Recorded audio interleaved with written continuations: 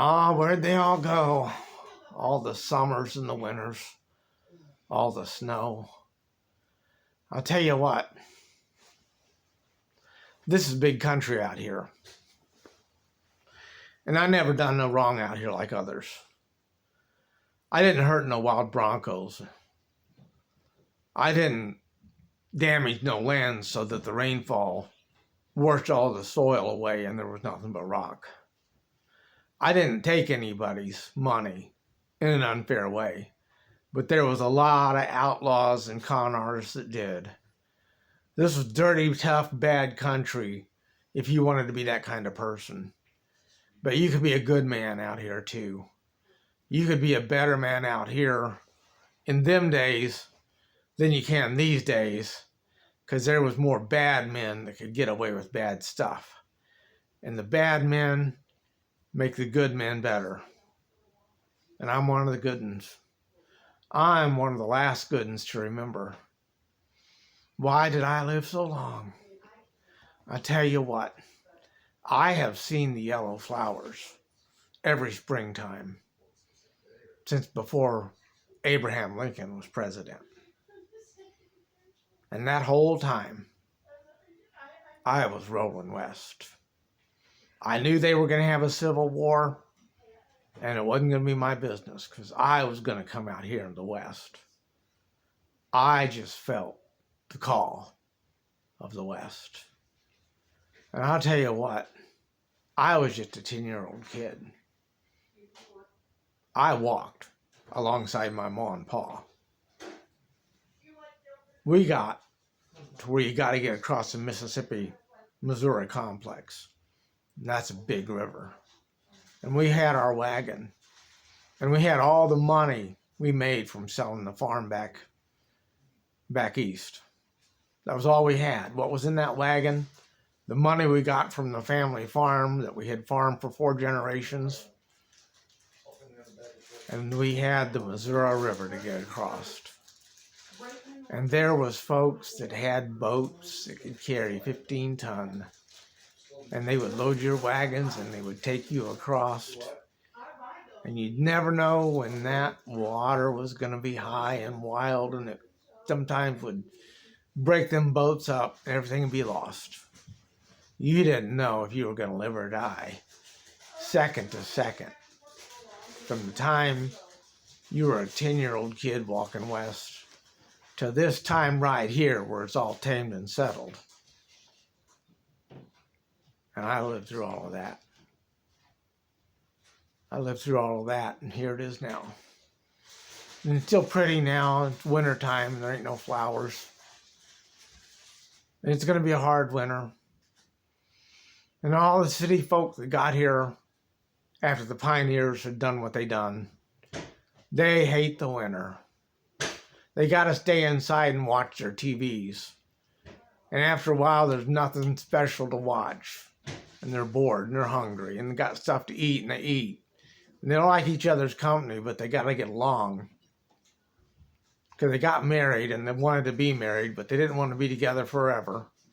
And they got kids and the kids want to grow up and leave, but they're still too young. So they're just stuck there until they can grow up.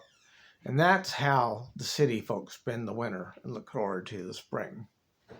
And they love the spring, but they don't love the winter. Well, I am the old man that loves it all. I, still alive, got the cabin I built when I was a young man. And them hard snows fall, and I go up there in that cabin where it's lonely. And I have come to love loneliness because I remember this land.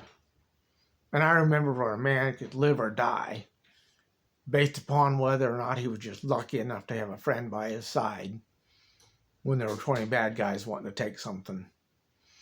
And the 2 times that happened to me, I was that lucky to have a friend by my side. And those friends died.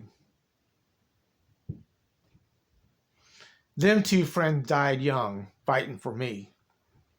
And I'd have died fighting for them, but they were the ones.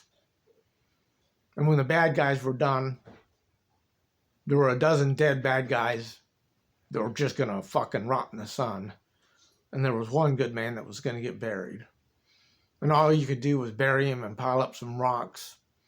And when the buzzards had taken all the bones, the only way to ever know where that grave was to find it by accident. And you shed what tears you could, and you put what bullets you still had left in your gun, and you got back on a horse if you still had one, or you walked, knowing you'd never know where your friend was buried, but knowing that he'd come for you when you were in danger, or that you'd come for him, and that when you died, that old bastard, he was going to be as old and worn out as you were, and just as tough, like he'd been doing the same thing you did up in heaven that you were doing down on earth. He was going to look just like you expected him to look, and he was going to have that same pistol that I buried with him, and it was going to look rustier than hell, but it'd still shoot. And he'd say, "Pard, what do you want to do now?" And I'll say, "Pard, what do you want to do now?" And he'll say, "You ain't going to believe it, but we got a wild land that was wilder than the wild land we tamed when we was 10 years old. There's a wild land that needs tamed, and we're here for that. So that's going to be heaven. So I don't mind dying, and I don't mind being lonesome, up there reading my books and watching the fire, waiting on the springtime.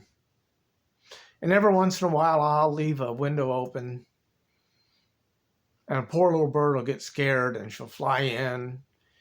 And if her wing ain't broke, I'll just take her outside in the cold and wait till she can fly. Let her know she ain't scared. Let her go, and she's going to forget about me and not know my name. And God, that's the lonesomest feeling of all.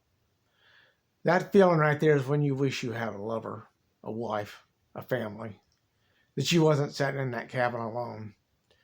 Because for a minute you had a companion, you and that sparrow, and she's gone, and she don't remember you, and your hands are cold and empty. And you just stand there, feeling sad, and then you just go back in and get something to eat. Just wait a while, get a book to read. Pretty soon you're happy again. Yep, that's how it's going to be for the rest of my life. The winters, and then the spring. Springtime for an old man. Nothing like it. In the summers, watching all the young people work so hard, smiling at them from a distance. That old man used to be able to do more of this than anybody. Still a good old man, but he just don't want to work no more. And that stubborn son of a bitch does what he wants. And then the fall. They got festivals and dances and yeah, I hear about that stuff and I just sort of stay away from a distance, think about it. I just sort of walk around with my old hat on, remember the old days, stay out of people's ways, tell a joke or two, wait to die. And now the winter's set in. Here we go again. Gonna go back in, close the door, sit down on my book. It was a nice gander out there looking around a little bit. This ain't a bad life.